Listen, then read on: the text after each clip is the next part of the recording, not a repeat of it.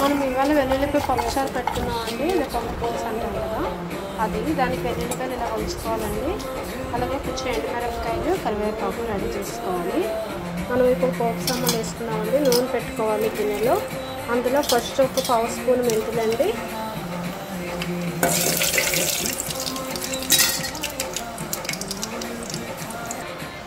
అలాగే ఒక పావు స్పూను జీలకర్ర, ఒక హాఫ్ స్పూన్ ఆవాలండి, అలాగే ఒక పావు స్పూన్ మెంతిపప్పు వేసుకుని ఫ్రై చేసుకోవాలి. అందులో ఇప్పుడు ఒక స్పూన్ ఇంగు వేసుకోవాలండి. వేసుకుని అందులో మనం వెల్లుల్లిపాయలు, ఎండుమిరపకాయలు, కరివేపాకు వేసుకోవాలి.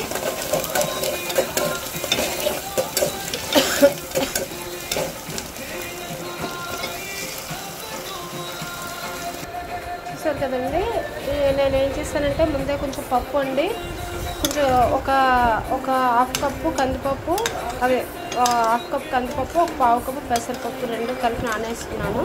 అదే రెండు కలిపి బాయిల్ చేసుకున్నానండి. కుక్కర్ పెట్టుకుని అందులో ఒక చిన్న టమాటా, 2-3 పచ్చిమిరపకాయలు వేసి వాటర్ యాడ్ చేసి కుక్కర్ ఒక 3 విజిల్స్ వచ్చే వరకు పెట్టుకున్నానండి. చూసారు కదా, పప్పు ఇలాగ ఉడికిపోయింది. ఇప్పుడు వెల్లుల్లిపాయలు వేగేమో చూసుకోవాలండి. లోపల వరకు వేగాలండి, లేకపోతే బాగోదు. పచ్చివాసన వస్తుంటే వెల్లుల్లిపాయలు బాగా వేగాలి. ఉల్లిపాయ ఫ్లేవర్ ఇష్టం అనుకుంటే ఉల్లిపాయలు కూడా ఇప్పుడే ఈ పోపులోనే వేసుకుని వేయించుకోవచ్చండి. మనం లోపల కొంచెం మనకు పులుపుకి టమారెండు వాటర్ యాడ్ చేసుకుని జ్యూస్ చేసుకుని ఉంచుకోవాలండి.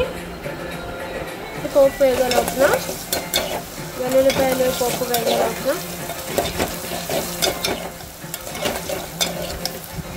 చూసారు కదా, బ్రౌన్ కలర్ వేగాయి.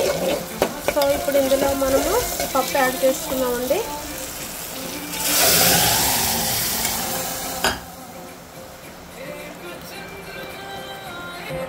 చూసారు కదండి, పప్పు యాడ్ చేసుకున్నాము. ఈ లోపల మనము టమారెండ్ కూడా ఇలా పిసుకుని ఈ పులుపు కూడా యాడ్ చేసుకున్నామండి. అందులో చూసారు కదండి, చింతపండు పులుపు కూడా యాడ్ చేసుకున్నాము. ఇప్పుడు ఇందులో మనము ఉప్పు, పసుపు, కొంచెం లైట్గా మనం ఎండుకారం ఇష్టమైతే ఎండుకారం యాడ్ చేసుకోవచ్చండి, లేదంటే అలా ఉంచేసుకోవచ్చు. చూసారు కదా, మనం టేస్ట్ తగ్గట్టు ఉప్పు యాడ్ చేసుకోవాలండి. అలాగే పసుపు చూసారు కదండి, పసుపు యాడ్ చేసుకుని బాగా కలుపుకోవాలి.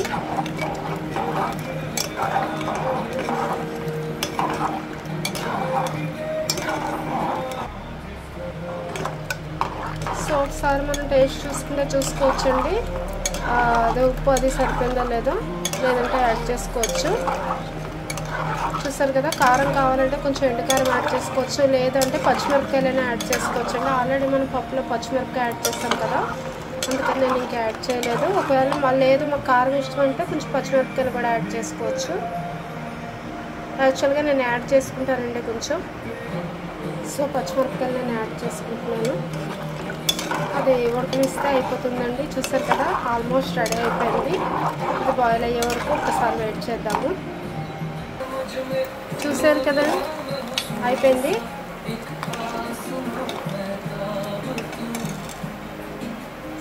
సూపర్గా ఉంది కదా, ఎమ్మీగా ఉంది. చూసారు కదండి, ఉడికిపోయింది. ఇంకా తీసుకుని సర్వ్ చేసుకోవడమేనండి. ఎమ్మీగా వెల్లుల్లిపాయ పప్పుచారు రెడీ అయిపోయింది. Thank you for watching. Like చేయడం మాత్రం మర్చిపోద్దు, షేర్ చేయడం మాత్రం మర్చిపోద్దు. Thank you. వావ్, యమ్మీగా ఉంది. వావ్.